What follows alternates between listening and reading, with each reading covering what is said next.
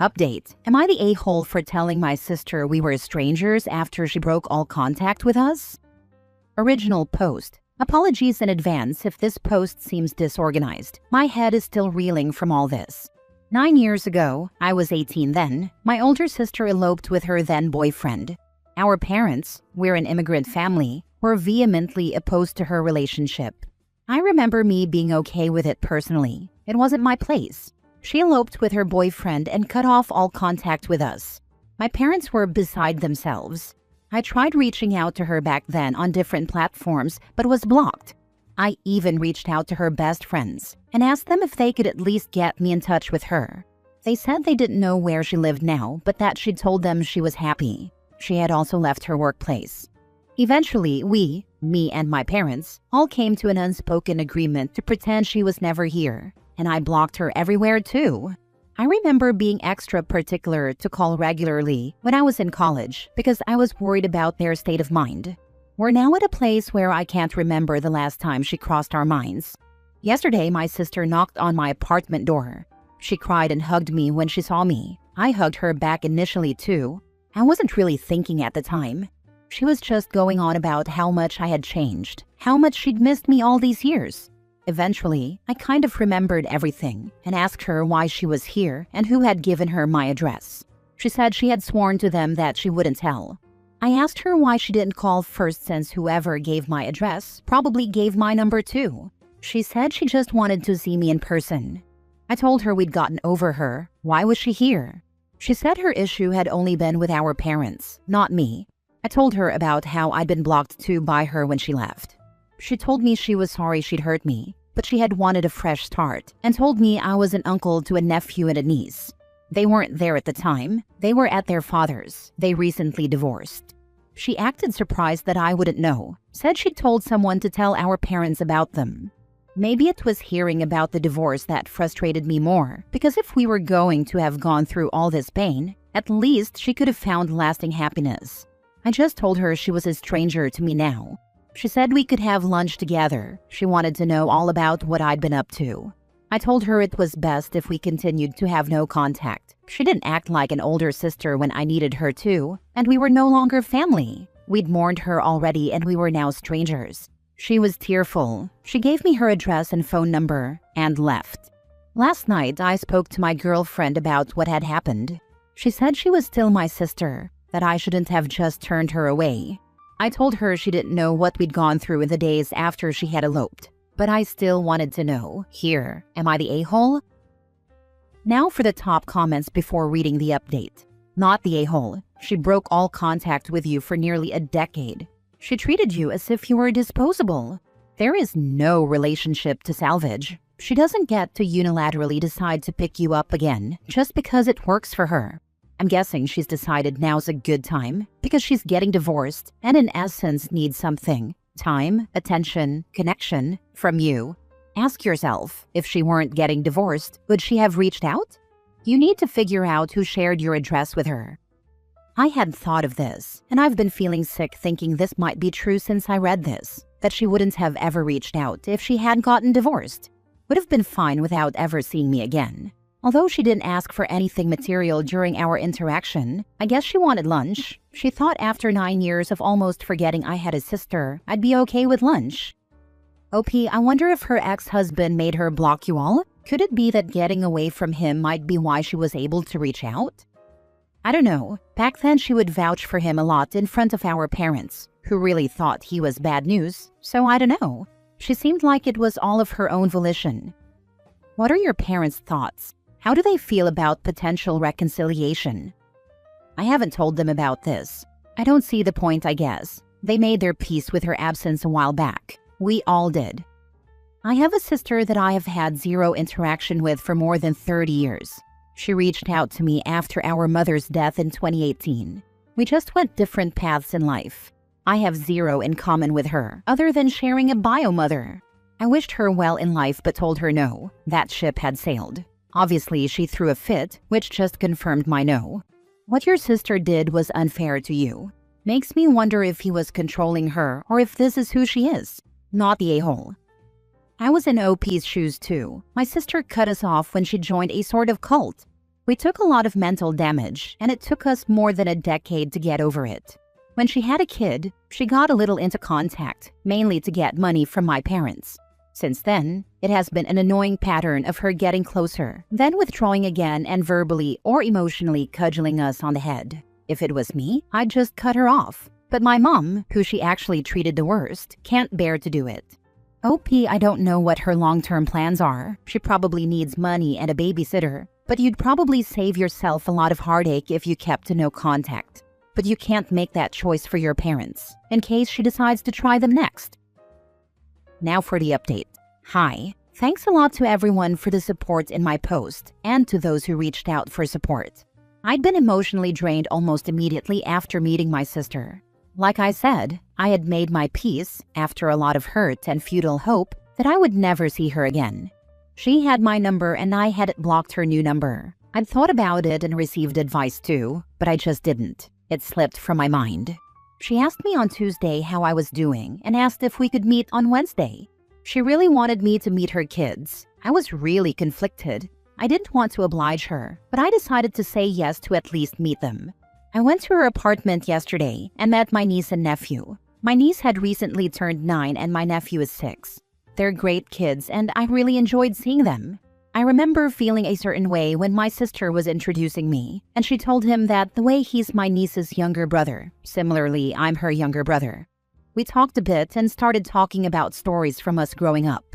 I hadn't, and still haven't, said everything is okay between us, but our stories and conversation went smoothly. I learned that after she eloped and got married, she had moved in with her husband into his place in a town a few hours away from us. That around 2019, they had moved to the city we were currently in. According to her, she didn't know all this time that I later moved here for work after college too. I told her about what I'd been up to all these years, my college, my job, my girlfriend, etc. After that, the kids were in their room and my sister brought up us all doing something again over the weekend. I told her we weren't okay. She can't expect me to forget everything. She said she was sorry, that her moving out had nothing to do with me, that she missed me. I was angry at the fact that she had no idea the pain I'd gone through, both personally and then having to be the crutch for my parents' pain. I told her I didn't believe her, that she would have been perfectly fine with never seeing me again if she hadn't gotten divorced, that I could have been dead, and she probably wouldn't have broken a sweat upon learning it, since she was so blissed out from her domestic life. I know it was ugly. I've never said anything like this. But in that moment, I just wanted her to feel some kind of hurt, of the kind she'd given me. She broke down and said I can hate her if I want, but to just not hate her forever. There has to be a limit. I regretted saying what I said when I saw her crying, so I just sat next to her and asked about why they divorced. She told me that their life had been going all right the first few years. She said she'd even sent word through a mutual when the kids were born, which either the mutual messed up or my sister did, because we never heard about it. She said when COVID happened, her marriage became hell for her, that it uncovered a side of her ex she never knew. He became abusive, had disdain for their son, revealed he used to record every single conversation of theirs, had convinced her she was crazy and a bad wife and mother. She said she stuck with him because of the kids until she had enough, and that a very good neighbor of theirs, whom she had become friends with, gave her a lot of support and even helped line her up with a job. During all this, she even blamed our parents for her sticking with the marriage for so long and for not reaching out. I told her they had literally pleaded with her not to do this. I was there. I was 18, not 8. She said they told her she was dead to them if she ran off with him, and so she blamed them for not being able to leave him. I told her that was insane logic, and she just didn't want to talk about them, and asked me not to tell them about her. I said yeah, her relationship with them is her own. I also asked her who had given her my address. She begged me not to ask her that they hadn't given it easily. She'd had to swear secrecy and cry and convince them that I'd want to see my older sister, so I dropped it. We had tea and snacks after that. She asked me again if I wanted to do anything this weekend since she has the kids, or we could do something the weekend after, just the two of us. I said I don't know. She was okay with that answer. She was tearful again when I was leaving. We hugged and I hugged the kids goodbye too. My mind has been a mess since then. I lashed out and everything, but also regret what I said. But then I also try to remember how I had felt back then and then get angry again. It feels so weird knowing that she's now 20 minutes away from me and we can visit whenever. I told my girlfriend about all this. She said she supports me no matter what, but in her opinion, to consider the weekend plan with a cool mind.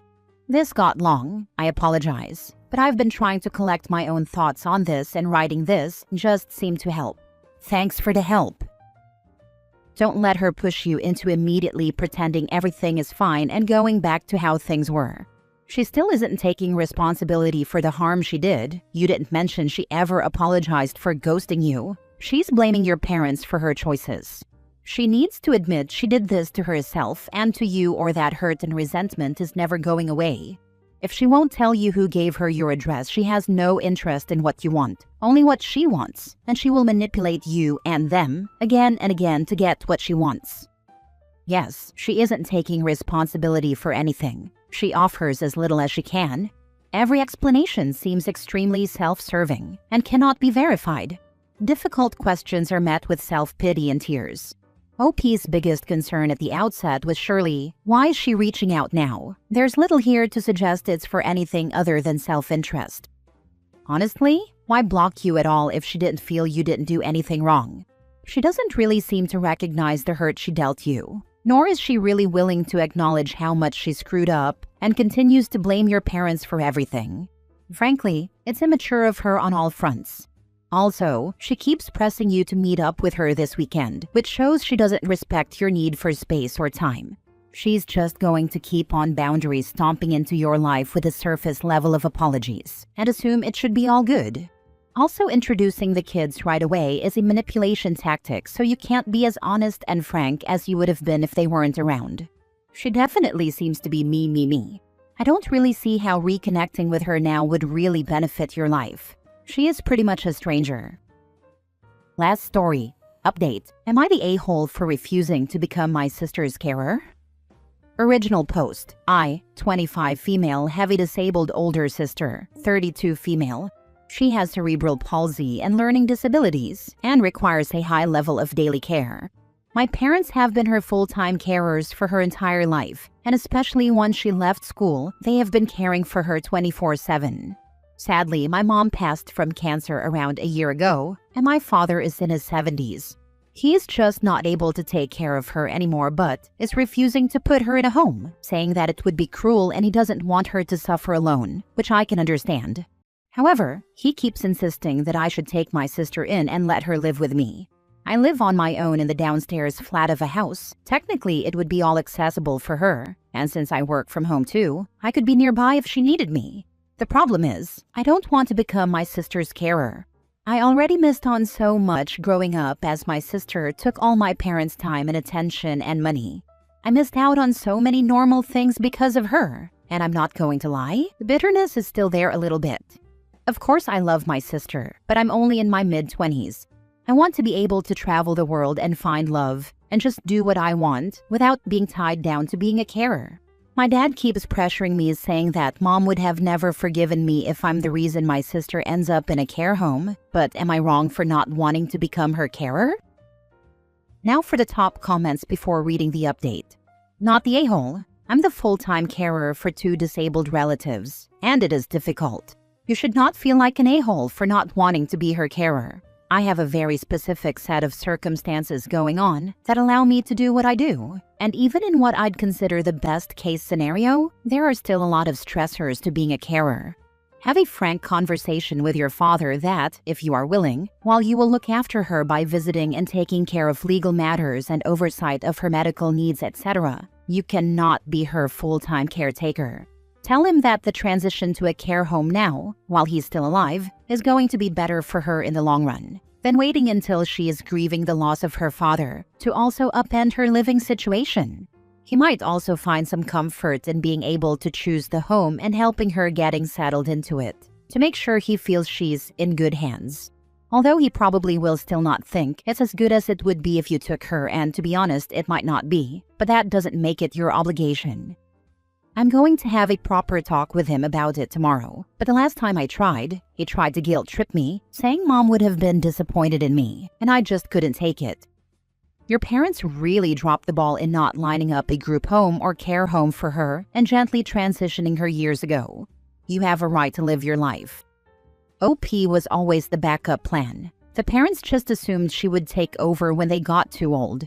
It might even be why they decided to have another child. Definitely not fair to OP, who deserves to live her own life. I must admit, this has been on my mind recently. There's a 7-year age gap between me and my sister, and being 25 with a dad in his 70s is fairly uncommon. Now for the update. So me and Dad finally had a talk last night. I tried to explain it from my point of view, added in a few of the points people raised here, like getting her settled in a home whilst he's still around will make the transition smoother, and that I'd happily go visit her, maybe take her out on the odd day trip, but I do not want to be held responsible for her day-to-day care. He was still trying to convince me to take her in, and guilt-tripping me, saying that my mother, who passed last year, would be so disappointed in me. I got mad and told him in no uncertain terms, am I becoming my sister's carer?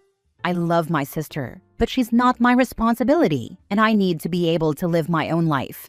He told me to sleep on it, and we'd discuss it again later, making it clear he is fully against putting her into a group home.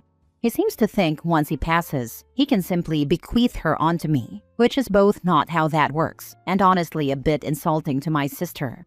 Even just suggesting that she could start attending a day center for people with disabilities to get her used to being with other people got him riled up, and he started yelling about how he didn't sign up for this, and having me was supposed to be his fix for it.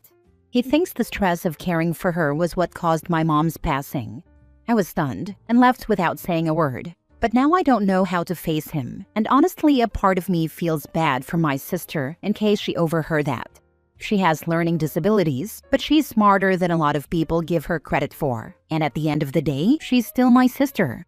I wouldn't want her feeling like a burden, but I have no idea where I go from here.